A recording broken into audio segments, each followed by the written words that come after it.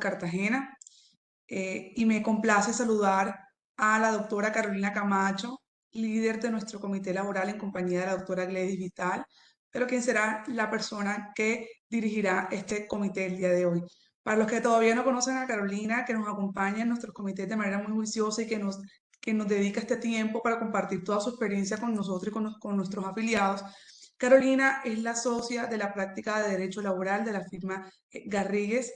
Es una persona con toda la experiencia del mundo, es abogada de la Javeriana, perdón, donde también es especialista en Derecho Laboral y Derecho y de Seguridad Social, perdónenme. Tiene además una maestría en Derecho Empresarial de la Universidad Pompeu Fabra de Barcelona, España. Su práctica profesional se concentra en Derecho Laboral, Derecho Migratorio y Seguridad Social. Carolina, nuevamente muchas gracias como siempre por tu dedicación y por tu tiempo. Bienvenida a este espacio y a AmCham Cartagena, que es tu casa. Muchas gracias, Sofía. Antes que nada, buenos días a todos y gracias, Sofía, por el espacio y a ti y a todo tu equipo en AmCham Cartagena por hacerlo posible. Bueno, sin más preámbulos, vamos a dar inicio al material, al webinar de la mañana de hoy que tenemos programado con este comité. Y quiero empezar diciéndole a nuestros afiliados en AmCham Cartagena que para nosotros es importante conocer cuáles son los temas de interés para ustedes y que el temario de estos comités lo construimos la doctora Gladys y yo a partir de lo que vemos que son como las iniciativas nuevas regulatorias o legales o cambios de posturas jurisprudenciales, pero también es importante entender cuáles son, como digo yo, los dolores de ustedes en las empresas y los invitamos a que al final de este comité o en el entretanto, mientras lo estamos desarrollando, nos escriban en el chat cuáles son esos asuntos que creen que para ustedes sería importante tratar en un próximo comité. Bueno, entonces les voy a comentar cuáles son los temas que les traemos para la mañana de hoy. El tema principal está alrededor de la reducción de jornada. Yo sé que esta norma tiene varios meses de expedida y entró a regir el pasado 15 de julio. Sin embargo, no ha sido pacífico, es decir, está siendo muy discutido tanto por la doctrina como incluso a nivel de autoridades, porque vamos a ver más adelante las posturas que están adoptando algunos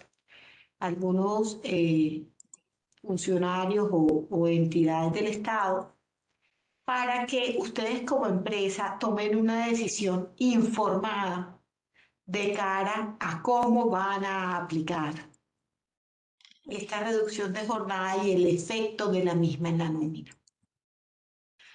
Adicionalmente, traemos un popurrí de temas que yo creo que también es importante contarles acerca de la nueva norma en torno al tema de lactancia que extendió el periodo de lactancia. Vamos a ver más adelante este aspecto y además tiene un lenguaje que nos pone a dudar frente a las reglas de aplicación de la construcción o tenencia de salas de lactancia en los sitios de trabajo. Adicionalmente, tuve la oportunidad recientemente de participar en un foro muy interesante con empresarios, con el presidente de la ANDI y con otros académicos laboralistas para discutir un tema de cifras y productividad. Porque cuando uno habla de la aplicación de la reducción de jornada, de los costos, tiene que entender cómo estamos como país, cómo estamos como empresa. Y creo que es importante que ustedes se lleven esa reflexión para sus áreas de talento humano, para sus áreas de nómina, para sus áreas de gerencia, por supuesto. Entonces, sin más preámbulos, arranquemos. El primer punto, o la primera novedad, es la Ley 2306 del 31 de julio de 2023. Esa ley se refiere de manera específica a la necesidad de abordar en el espacio urbano la creación de salas de lactancia públicas. Entonces, el énfasis de la ley es la generación de espacios públicos para lactar. No obstante, la norma trae un artículo donde se establece que el empleador va a tener que otorgar un descanso de 30 minutos hasta que el menor tenga 2 años para la lactancia, si es que hay lactancia. Entonces, ¿cómo debemos entender esto? La regla de lactancia hoy son 2 descansos de 30 minutos durante los 6 primeros meses de vida del menor. Con este nuevo artículo se mantiene esto, el empleador debe otorgar pues la hora, que normalmente no se den 2 descansos divididos, la práctica es que se da como 1 hora menos de trabajo. Y lo que hemos visto es que o las mujeres en periodo de lactancia, una vez se reintegran de su licencia de maternidad, lo toman como 1 hora de entrada más tarde al trabajo o como 1 hora de salida más temprano. Entonces, lo que establece la norma es que eso se mantiene hasta los 6 meses de vida del menor y se crea una extensión de 30 minutos desde los 6 meses hasta los 2 años. Incluso la misma norma habla de la posibilidad de que hayan permisos adicionales justificados, si es que se requiere lactancia más allá de los 2 años, lo cual serán casos documentados médicamente. Pero hay una cosa importante. Hoy en día, el descanso de lactancia no se da en función de si la mujer lacta o no. Muchas mujeres deciden no lactar o lactar solamente el primer mes o simplemente no tienen esa posibilidad. O sea, no todas las mujeres tienen el mismo organismo. Entonces, lo que sí es importante señalar es que este permiso de lactancia debe darse siempre y cuando se mantenga y manifieste continuidad de la lactancia. Porque si la mujer no está lactando cuando el niño tiene 1 año, pues no tiene sentido otorgar ese permiso de 30 minutos. Y quiero ser enfática en esto porque no podemos seguir tomando todos los descansos de manera como tiempo libre, como ocurrió con la jornada de la familia, que era la posibilidad de otorgar espacios para que la familia tuviera una actividad y lo volvimos un día de descanso semestral. Eso lo hicieron muchísimas empresas, que no era el objetivo de la norma. Ahora, no volvamos el permiso de lactancia media hora de descanso de las mujeres. Además, porque lo digo desde el sentimiento de que esta discriminación positiva no ayuda a la inserción laboral de la mujer. Si esto lo vendemos a las áreas de operaciones como ahora las mujeres que tienen hijos hasta los 2 años tienen permiso para llegar más tarde o irse más temprano, pues menos vamos a querer contratar mujeres. Entonces, tiene todo el sentido que apliquemos la norma conforme fue concebida y es un permiso para lactar. Si no hay lactancia, no hay permiso y hay que hacer el seguimiento. Y si el trabajador, perdón, la trabajadora, porque el trabajador nunca lactaría, la trabajadora manifiesta que está lactando y resulta ser falsa esa información, pues imposición de sanción disciplinaria, incluso terminación de contrato, es una estafa.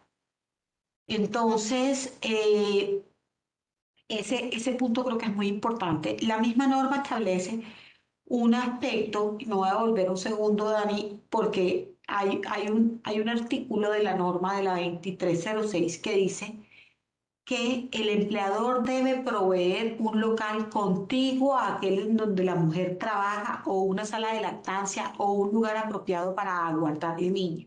Dice así. Entonces, como si estuviéramos en la época de antes donde habían guarderías en los lugares de trabajo. En el comienzo de la existencia del Estatuto del Trabajo había ese tipo de disposiciones. Entonces, pues muy pocas empresas, o por lo menos es extraño hoy en día que hablemos de un lugar para llevar a los niños cuando la mujer está trabajando. Y más aún nos pone a pensar, ¿será que nos cambiaron las reglas de cuándo tenemos que tener sala de lactancia? Ahora sí, pasemos a la siguiente slide. Entonces, todo este tema Pasemos al siguiente slide. Todo este tema de la lactancia eh, es importante tenerlo en cuenta porque es aplicable desde ya. Si tenemos a una mujer en esa situación. Eh, Otra discusión en torno a la 2306 es la protección del fuero de maternidad. ¿Por qué? Porque hay quienes sostienen, y digo, hay quienes sostienen porque esa postura pues yo no la comparto, que se presume que todo despido durante la lactancia es con ocasión a la lactancia misma.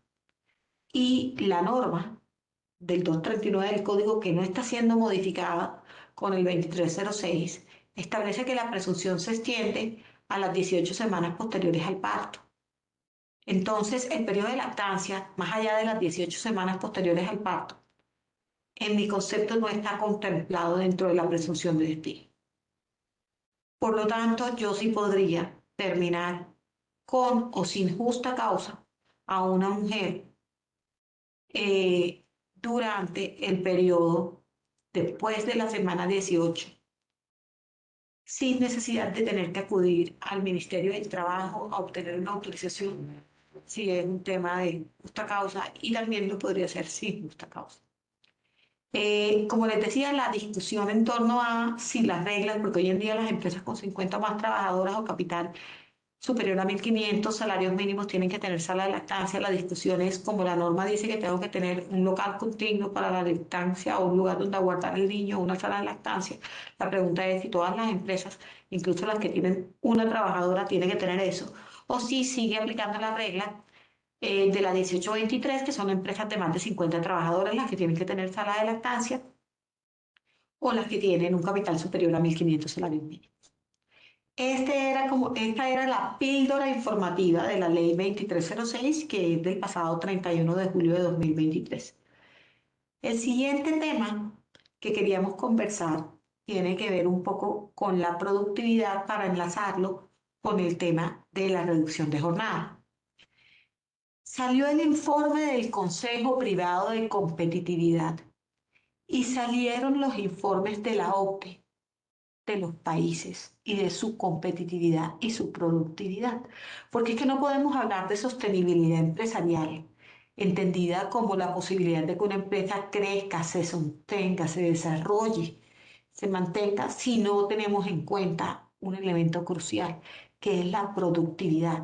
¿Cuántos bienes o servicios produzco con los factores que son la materia prima, la infraestructura, los bienes de capital, la hora de trabajo, etcétera? Entonces, el punto aquí es cómo estamos como país. Le pido el favor a la persona que tiene abierto el micrófono que por favor lo cierre. Gracias, Luz. Entonces, el punto que vendría uno a preguntarse es cómo estamos como país.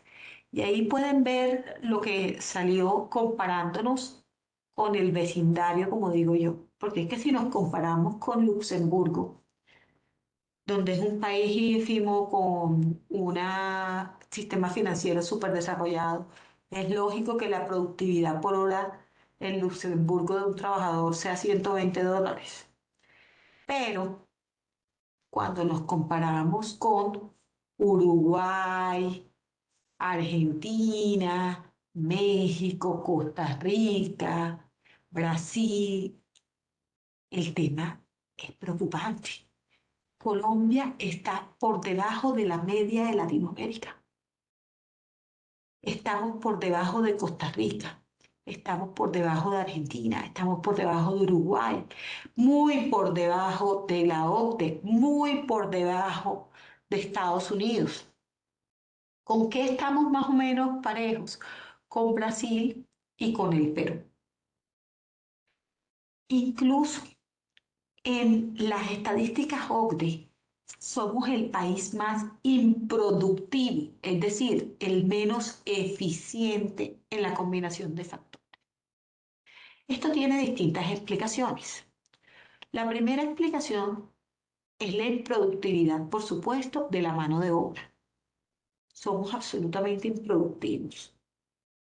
Sin embargo, no es solo nuestros trabajadores, no es que sean menos capaces, no es que sean menos inteligentes, es que primero que todo no tenemos a las personas educadas, segundo que todo no contamos con la tecnología ni con la infraestructura para ser más productivos.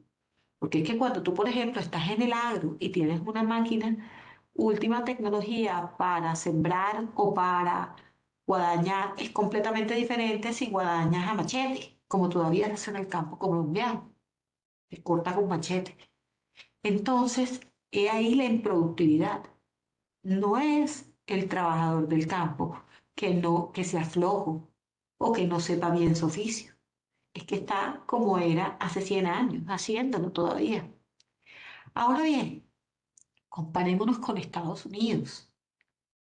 Un trabajador en Colombia produce el 26% de lo que de un trabajador produce en una hora en Estados Unidos. ¿Qué quiere decir? Lo que se hace en Estados Unidos en una hora, se hace en Colombia en 4 horas. En 4. Entonces, cuando me dicen, no, es que la hora de trabajo en Estados Unidos son 12, son $8. Entonces uno dice, bueno, 8 por 4, 36.000 pesos. Ok, ¿cuánto vale la media jornada en Colombia? Para ver si es que estamos tan lejos. Porque es que lo que pasa es que ellos lo hacen en una hora y nosotros en media jornada de 4 horas.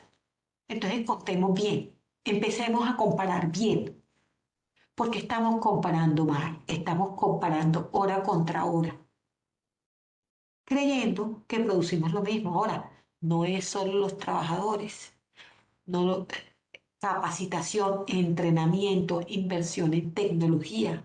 Cuando las áreas de operaciones nos dicen, tenemos que, estamos bajando nuestros índices de productividad y es por ausentismo. Bueno, ¿por qué se está dando el ausentismo? ¿Se me está accidentando la gente?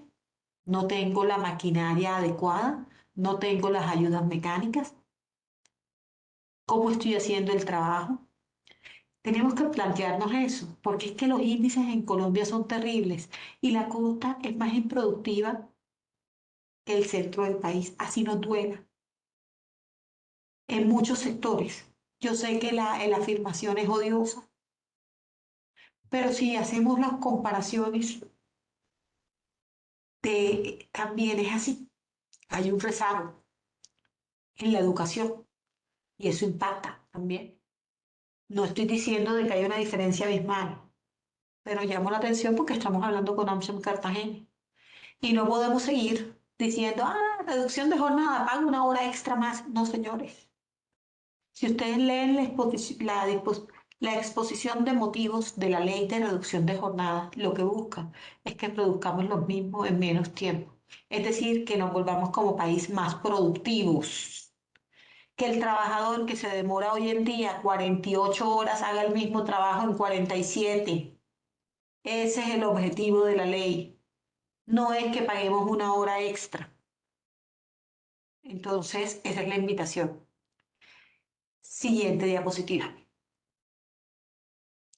Para poder hablar de este tema de la reducción de jornada, tenemos que tener en cuenta algunas definiciones, el concepto de jornada máxima legal, diaria, semanal, el concepto de jornada flexible y el concepto de jornada por turno. ¿Y por qué vuelvo a jornada flexible y jornada por turnos?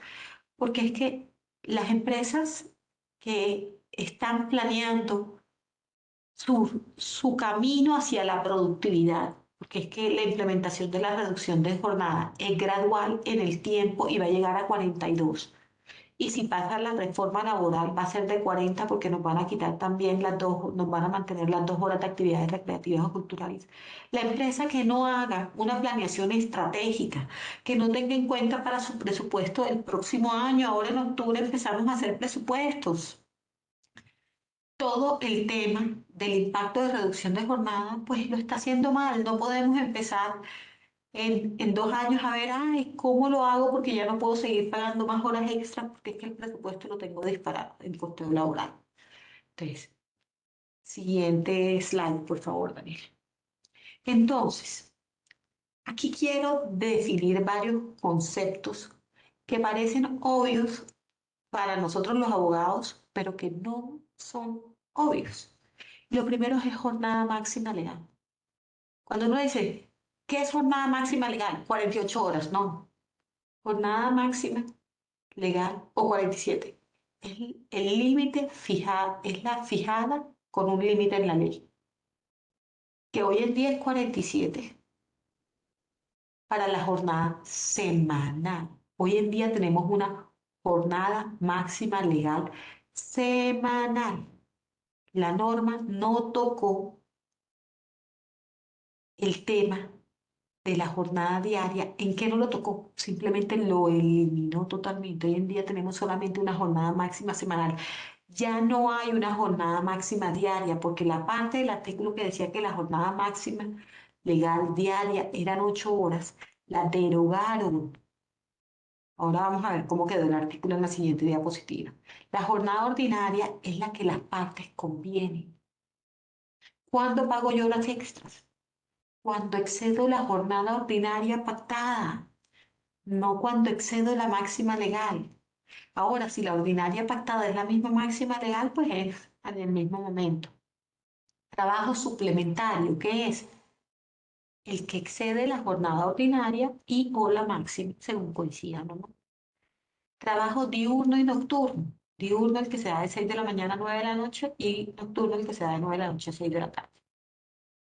La propuesta nos decía ayer, nos decía un representante de la Comisión Séptima del Congreso, es que sea de 9 a 7. Este es un punto que muy seguramente va a pasar en algún momento, o sea que para sus presupuestos tengan en cuenta que es muy, pero muy probable que tengamos para el próximo año por pago de jornada nocturna a partir de las 7 de la noche, no a partir de las 9 de la noche, aquellos que tienen turnos rotativos. Y que tienen, sí, turnos rotativos, bien sea cual sea la modalidad de jornada y tienen que pagar mis recargos, salvo que sea 6 por 6 que no paga, por supuesto, es el recargo. La duración máxima de la jornada, entonces, no hay un límite diario. Hoy en día, la semanal va a ser hasta 42 horas y va disminuyéndose 47, 46, 44, 42. Lo que yo digo es que hay que planear esto ya. No podemos en julio de cada año salir a ver, como a muchas empresas no les impactó porque ya tenían jornada de 47 horas, pero otras, la minoría de empresas que le impactó, están haciendo un plan a mediano o largo plazo. Hay sectores que se movieron de 1 a 42 como el de call center, pero por un tema de retención y atracción de talento. Siguiente slide.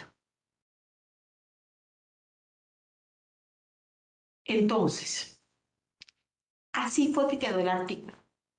La duración de la jornada ordinaria de trabajo es de 42 horas a la semana, que podrán ser distribuidas de común acuerdo entre empleador y trabajador en 5 o 6 días. Yo puedo dividir eso en 5 o 6 días.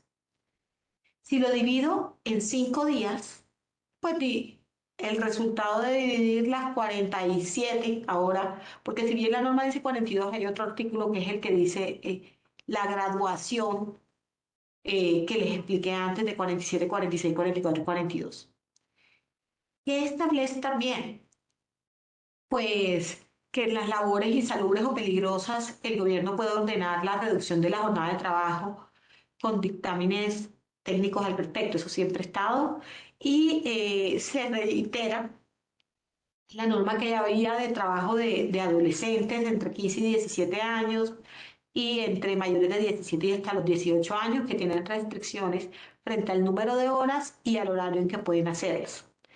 Otro punto que se modificó fue el tema de la jornada laboral 6 por 6 de 36 horas, porque se abrió la posibilidad, primero, esta se puede trabajar en cualquier momento de la semana, es decir, el 6 por 6 te deja 6 días a la semana, turnos rotativos sin necesidad de pagar ningún tipo de recargo, pero pagas el salario como si trabajara 47 horas.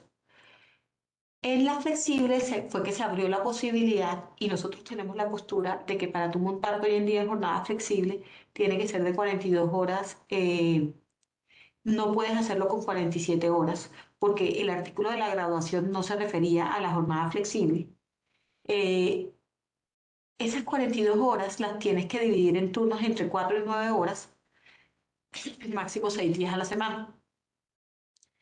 Y se puede trabajar en horario nocturno. Esa es una flexibilidad que no estaba antes.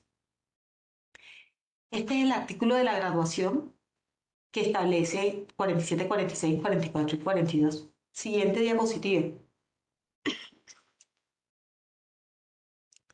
Otro aspecto de la reducción de jornada que lo han preguntado mucho en este mes de julio y en agosto y es si con la reducción de jornada se reduce el tiempo del almuerzo o se reducen las pausas activas. La respuesta es no. Yo no tengo, a ver, el tiempo del almuerzo o de la cena o del desayuno según el turno no se incluye dentro de la jornada laborada. Entonces, si no se incluye dentro de la jornada laborada, yo puedo mantener la hora de almuerzo completa o puedo decidir reducir la hora de almuerzo proporcionalmente. No hay una norma que me obligue a hacerlo, pero yo sí puedo ajustar mis horarios. El tiempo del descanso de esa interrupción se fija en función de la naturaleza del trabajo y nunca se va a computar dentro de la jornada. Otro tema que tiene que ver con la jornada flexible que les estaba diciendo de la flexibilización que trajo, es que la jornada de 42 horas tiene una gran ventaja y es que yo puedo modificar según mi operación, porque cada vez más las empresas se están dando cuenta que tienen que volverse más eficientes y que no pueden seguir pagando lo que dicen coloquialmente en la costa como hora nalga, hora por estar ahí, sino que hay operaciones que son discontinuas.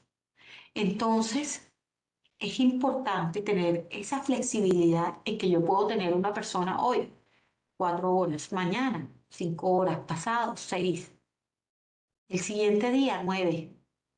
Ahora bien, hay quienes dicen, como ya se eliminó el límite diario, yo entonces puedo tener a alguien 12 horas. En principio no, porque hay otras normas que restringen esa posibilidad y que establecen que en ningún caso la jornada diaria más las 2 horas extras debe exceder de 10 horas. O cuando se llega a 10 horas no deben haber horas extras. Esas normas siguen vigentes. Ahora bien, cosa distinta ocurre con las jornadas por turnos que establecen unas rotaciones en promedios de 3 semanas. Eso es diferente. Pero el llamamiento es pues, lo que yo estoy dándome cuenta, porque muchas empresas nos han contratado para auditarles y revisar sus mallas de turno y ver cómo podemos ser más eficientes cumpliendo la ley sin desmejorar al trabajador, pero en aras de lograr una productividad y no generar más costo laboral para las empresas que en muchos casos no están en el periodo de más bonanza en estos momentos. Siguiente. El cálculo del valor hora. Entonces, aquí ya aquellos que dicen, no, yo tenía una jornada de 47 horas, a mí la reducción de jornada no me afectó, sí te afectó. ¿Por qué? Porque el valor hora lo tienes que pagar distinto.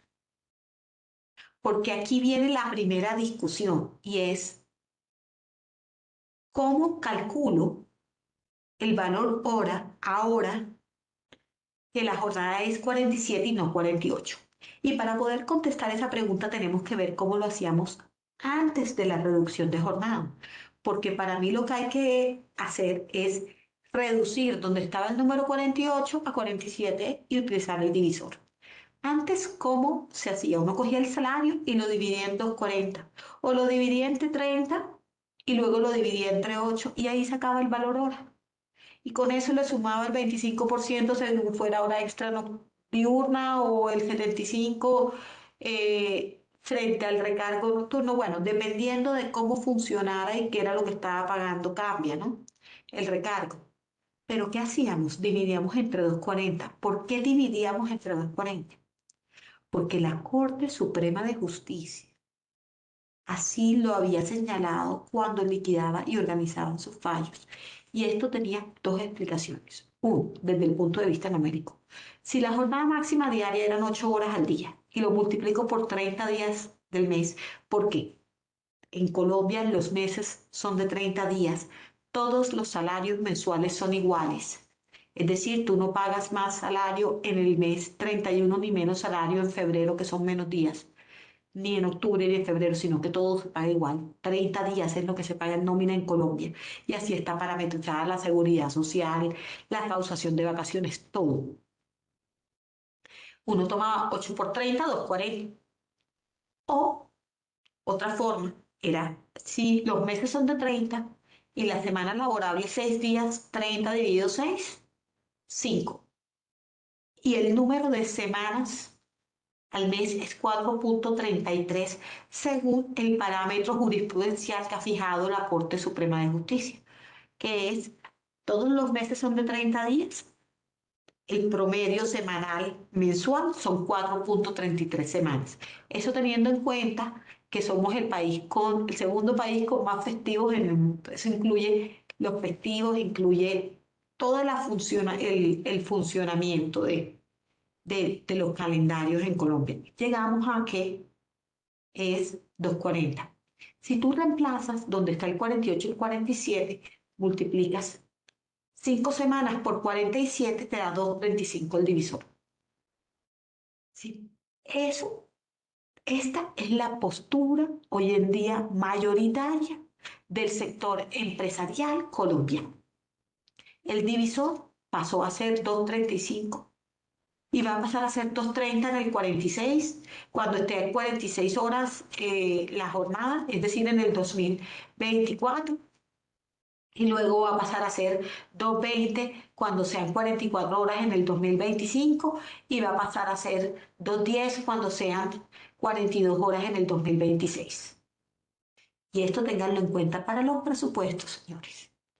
Entonces, esta es la postura que no solamente nosotros desde Garrigues y desde AmCham proponemos, sino es la que sigue todos los parámetros que ha fijado la Corte. Hay otra forma de hacer que también hemos visto y es la jornada máxima dividida a 6 días. Si la jornada máxima son 47, lo divido entre 6 y lo multiplico por 7 días a la semana. ¿Por qué por 7? Porque es que uno paga el domingo. ¿Por qué hay que multiplicarlo por 7 para incluir 30 días en un mes? Porque es que lo que pasa es que uno sí paga el domingo. Y lo multiplico por el número de semanas. Eso me da como división 4, 2,37. Es más, la reducción es de 2,30, no es de 2,40 a 2,35, sino de 2,40 a 2,37. Y así sucesivamente se afecta el valor. La postura del Ministerio del Trabajo. El Ministerio del Trabajo nos sacó una guía. Una guía no es nada, porque la guía no es ley, no es decreto, no la puedes. ¿Por qué? Porque sabían que le íbamos a demandar, que iba contra la jurisprudencia del Ministerio, de la Corte Suprema. Entonces, para que no hubiera herramientas legales, lo que hicieron fue decir una guía. Una guía que está con base en la fórmula argentina. En Argentina, la forma como sacan el valor hora es que cogen la jornada semanal y la multiplican por 4,33. Aquí se les ocurrió hacer lo mismo. ¿Qué significa esto? Que no están teniendo en cuenta para el divisor que uno paga el domingo. Porque las horas del domingo, tú el día domingo lo pagas al mismo valor que pagaste los días laborables de lunes a sábado o de lunes a viernes, si es que trabajó. De lunes a viernes tú igual estás pagando el sábado y el domingo. Uno sigue dividiendo entre 30 para sacar el valor día. Entonces, si tú lo haces así, tú multiplicas 47 por 4 semanas. No estás incluyendo que tú las horas, ese 7,83 horas del domingo, las estás pagando. Y esa es la fórmula que le da un divisor de 203 y que dispara el valor de horas extra muchísimo. Pasa de 4.833 en el salario mínimo a 5.600. Y si tenemos en cuenta que tuvimos el incremento numérico más alto en los últimos 40, 30 años del país, del salario mínimo, esto es un impacto económico relevante para las empresas que laboran horas extras. Pero por eso hay dos formas de administrar esto. Cultura de productividad, no cultura de horas extras. Hay que acabar con esas prácticas de que el trabajador se vuelve productivo a las 3 de la tarde para trabajar 2 horas extras más. Eso no tiene presentación. En los países más productivos la mayoría de multinacionales tienen prohibidas las horas extras. La persona tiene que cumplir sus tareas del día y sus métricas en la jornada fijada. Entonces dicen, no, es que en esos países trabajan 6 horas al día o 7 horas al día máximo. Ah, sí, eso es verdad. Pero tienes que hacer todo en esas horas. No es que te vas a volver productivo la media hora antes para quedarte 2 horas y cuadrarte el sueldo ahí. Eh, y hay una postura que me pareció curiosa. No la soporta ni el sector empresarial ni el Ministerio del Trabajo. Pero hay un colega que dice que la ley dijo que no se cambiaba el valor del salario, luego no tenía por qué cambiar el valor de la hora para incrementarse. Postura que es, a mi modo de ver, muy riesgosa porque no es razonable. Si el valor de la hora yo lo fijo con el número de horas y el valor del salario, si me cambias el número de horas, lógicamente me vas a cambiar el valor por hora. Entonces, no recomendamos esta tesis porque creemos que esa empresa va a estar expuesta a que en sede judicial, cuando lleguen todos los procesos, no solamente tenga que pagar ese tiempo, sino las reliquidaciones, los intereses moratorios, las horas extras, etcétera, que no las horas extras, los intereses moratorios, las sanciones moratorias por no pago completo de salarios a la finalización del BID. Muy seguramente si no le llega una multa del Ministerio del Trabajo en una investigación administrativa. Otro punto muy importante tiene que ver con que la ley traía que cuando se hace la reducción de jornada, la reducción de la destinación de las 2 horas para actividades recreativas y culturales semanalmente se iba a reducir proporcionalmente. Y el tema del Día de la Familia o de la jornada familiar también desaparecía cuando llegáramos a 42 horas. Hoy en día eso es lo que está rigiendo. Es decir, que lo que esperamos hoy en día es que en el 2026, cuando lleguemos a 42 horas, se acaba el tema de jornada de la familia. ¿Y por qué lo pongo?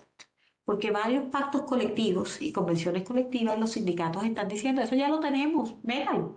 No, no, no, no, es que la ley lo despuntó. Si lo metes en el pacto colectivo y si lo metes en la convención, vas a tener que mantenerlo más allá del 2026.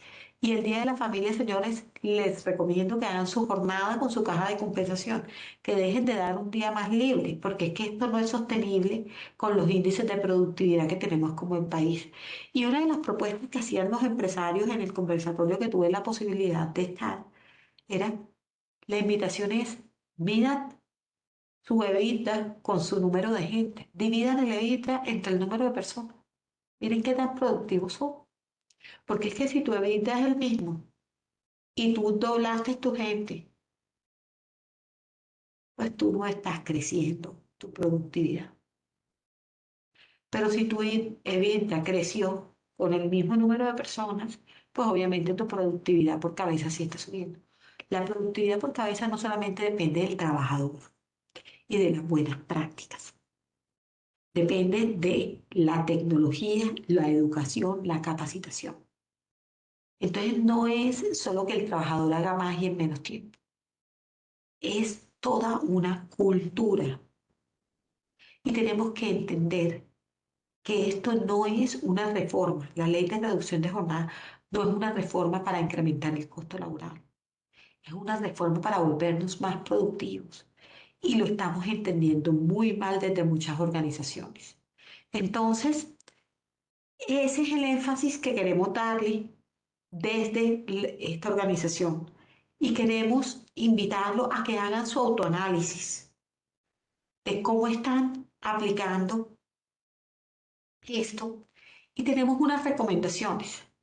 Implementen jornadas flexibles o jornadas por turno, busquen acabar con los tiempos muertos. Miren, les pongo un ejemplo, sector hidrocarburos. Hicimos la revisión. El empalme de turno se demoraba 1 hora, un empalme de turno. El estándar mundial es que el empalme de turno se hace de 5 a 12 minutos. No había que pagar ni una sola hora extra. Había que reducir la jornada en los empalmes y ya. Y eso no le costó un centavo más a esa empresa. Pero si queremos mantener el horario como lo tenemos hoy y la jornada como la tenemos hoy, y simplemente entrar a pagar, eso en el largo plazo no es sostenible. Otro tema que estamos viendo en industrias, y pongo este ejemplo porque me pareció muy llamativo, en la industria funeraria, incentivos por productividad. Es que ya la gente no se le paga por estar. O sea, el problema aquí no es cuánto valen los salarios. Los empresarios tenemos y las áreas de recursos humanos de dejar de fustigarnos con el incremento salarial.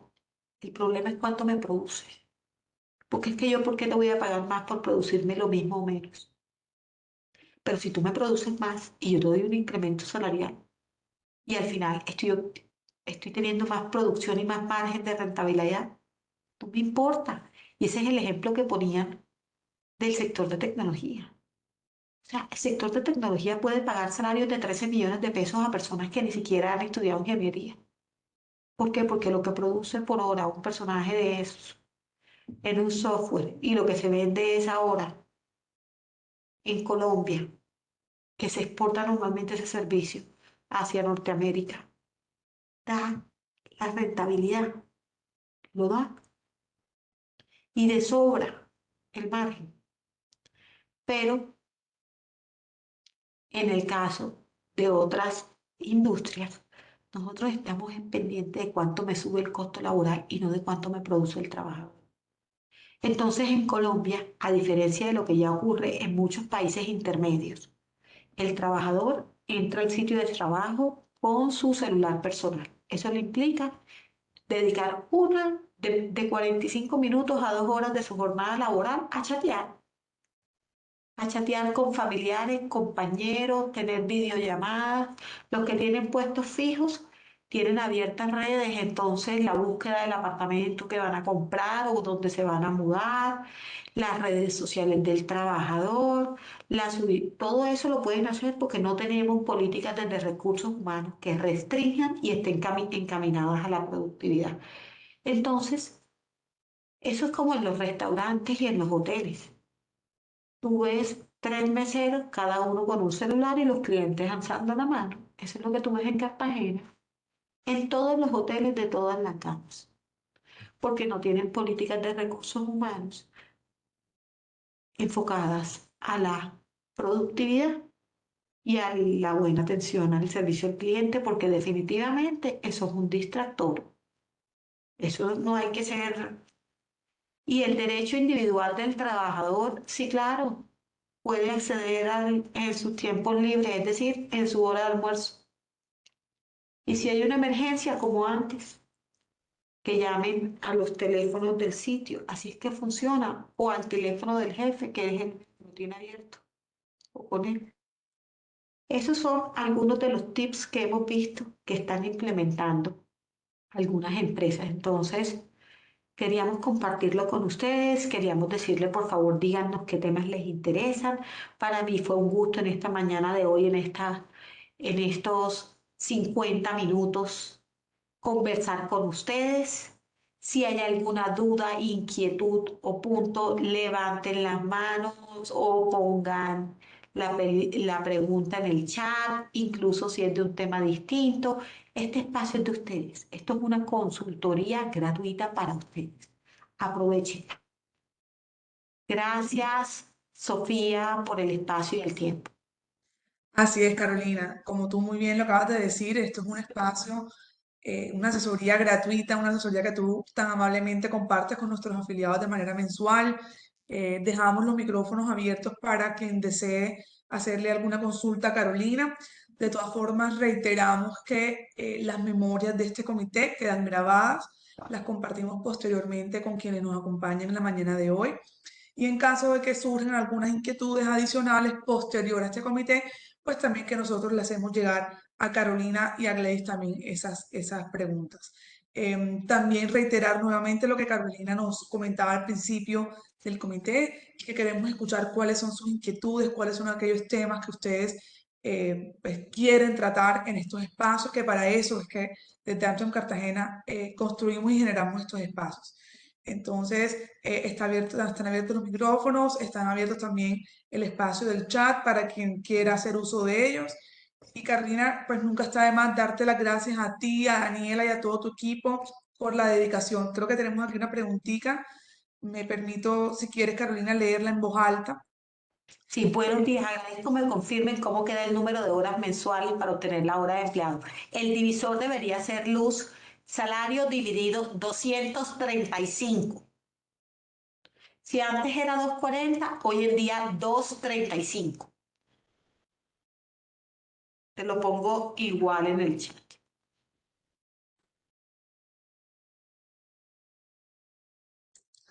Gracias, Carolina, y gracias, Luz. No sé si tenemos alguna otra pregunta antes de cerrar nuestra sesión, aprovechando nuevamente el espacio y el tiempo de Carolina. Aquí tenemos otra, Carolina. Se podría en razón a la modificación de la jornada laboral, cambiando la jornada pactada para optimizar la generación de horas extras. Sí, uno podría modificar la jornada. Hay que ver en qué términos está pactada la jornada en el reglamento interno y en los contratos. Eh, ¿Por qué no 236? Porque la división de qué surge, si nos devolvemos, Daniela, a la diapositiva para explicarle a Luz, si compartimos, o sea, si uno coge, mira, te voy a mostrar la fórmula.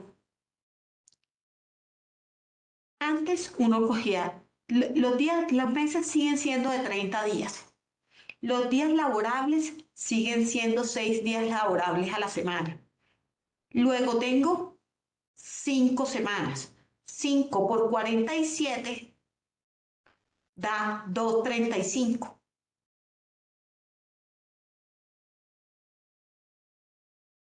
Porque yo pago 6 días laborables. Así trabajen de lunes a viernes. Yo pago 6 días laborables. Es más, pago 7 días porque el domingo también lo pago. Pero son 5 semanas de 47 horas. Eso me lleva a las 235. Antes, ¿cómo era? 5 semanas por 48 y daba 240. Es más, antes, ¿cómo hacíamos? 48 horas semanales dividido 6 días a la semana, que daba 8 horas diarias multiplicado por 30.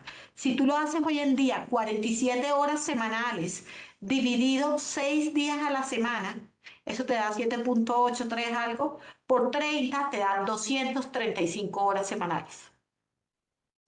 O sea, que tú llegas a 235.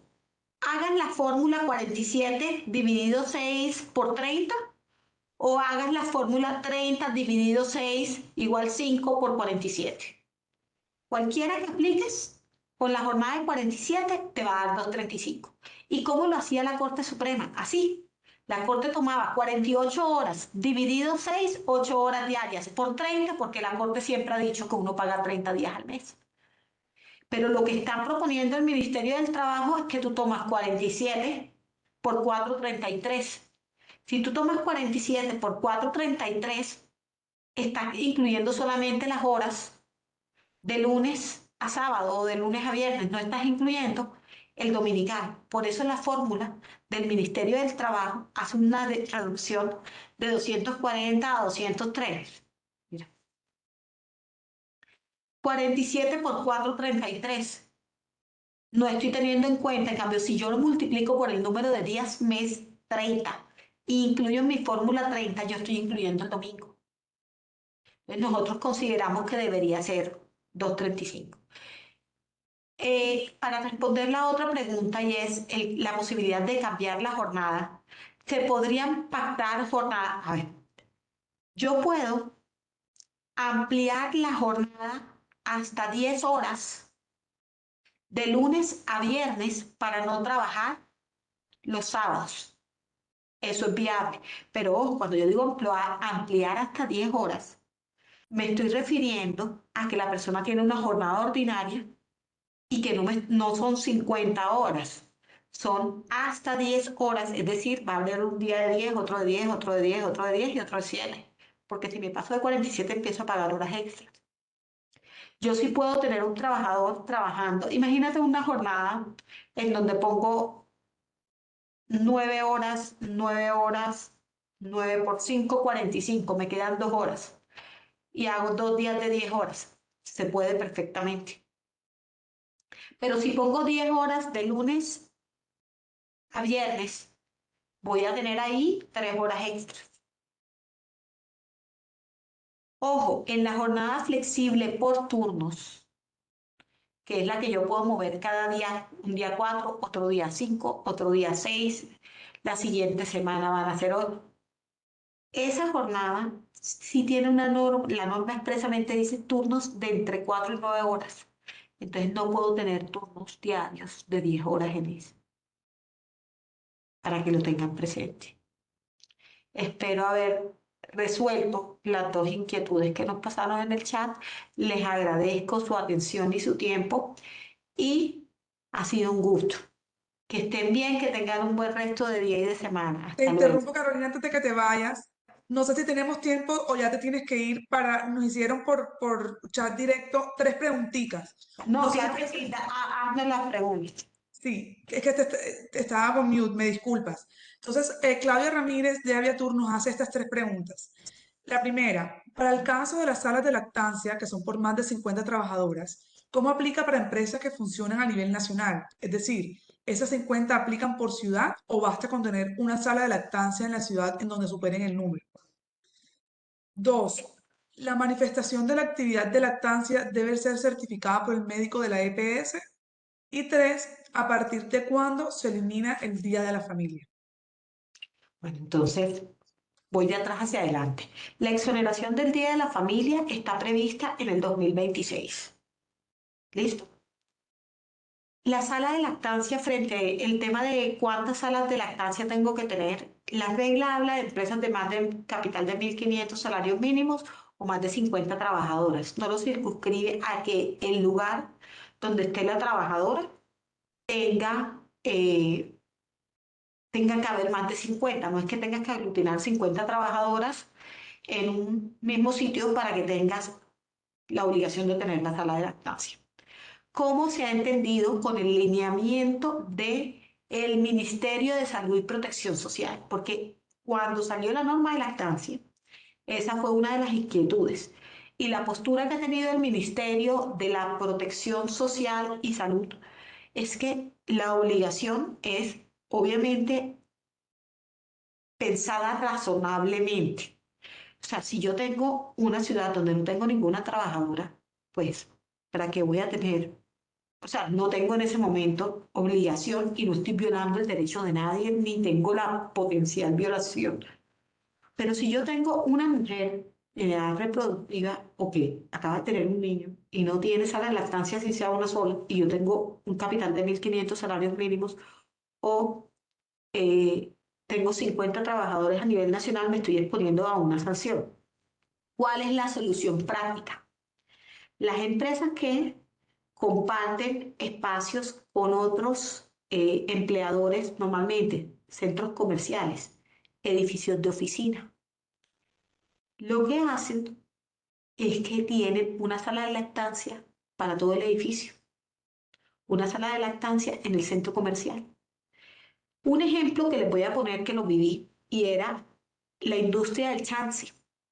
Normalmente las vendedoras de chance o los paga todo son mujeres y son cientos de mujeres a nivel nacional, pero cada una sola en cada puesto. Entonces la pregunta es cómo hacemos con la sala de lactancia. Lo que se dispuso, incluso yo estuve en los conversatorios en que les poníamos desde el sector empleador al Ministerio de Salud y cómo hacemos. Lo que se expuso fue eso, buscar estrategias de colaboración para poder darle acceso a la sala de lactancia a esas trabajadoras. Por ejemplo, los pagatodos que estaban en grandes superficies, en supermercados, acceso a la sala de lactancia del supermercado. Y con eso se soluciona ese tema. Esa era la segunda pregunta. ¿Me recuerdas la tercera pregunta, Sofía? Sí, la segunda era, la manifestación de la actividad de lactancia debe ser certificada por el médico de la EPS. La norma dice que mientras se mantenga la lactancia. Y yo creo que uno como empleador puede solicitar el soporte correspondiente del médico. El médico puede ser el pediatra o el ginecólogo de la mujer si uno desconfía de que le están dando la información. Entonces el soporte lo debe dar. Yo creo que deberíamos exigir que el soporte lo dé el médico, que normalmente es el pediatra, quien va a decir si el niño eh, está consumiendo o no leche materna. Creo que sí podría medírsele a las trabajadoras el soporte, sobre todo en los casos en los cuales tenemos la duda, ¿no? Porque hay casos donde es evidente que la persona no está lactando ya. Listo. Yo creería que con esto resolvimos las dudas de la mañana de hoy. Gracias una vez más a todo el equipo de AmCham, gracias a Daniela Duque, quien me asiste con todo el material que ustedes ven y que se los hará llegar después. Y hasta una próxima oportunidad. Un abrazo y buen resto de día. Hasta luego. Chao, muchas gracias a todos, que tengan un feliz día. Gracias por acompañarnos esta mañana.